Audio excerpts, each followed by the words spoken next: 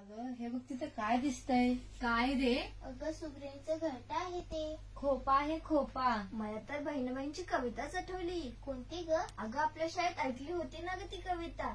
अरे खोप्यामध्ये खोपा सुगरणीचा चांगला, पहा पिल्लांसाठी तिनं झोका झाडाने टांगला. हो हो, खरंच किती छान ना. किती सुंदर आहे ना निसर्गाचं मेकॅनिझम. हो ना, एक एक काठी विणून परफेक्ट विणले खोपा. हे बघा बघा, अंडे देण्यासाठी कशी खास सुंदर जागा आहे ना तिथे. हो ना, ममू गाजीत जशी. हा, पिल्ला अंड्यातून बाहेर आली की त्यांना छान ऊब मिळेल म्हणून आईचीही तयारी. एक पक्षी नसली किती काळजी असते ना पिल्लांची. आपण पण आपल्या आईच्या पोटात असंच वाढलं असणार ना.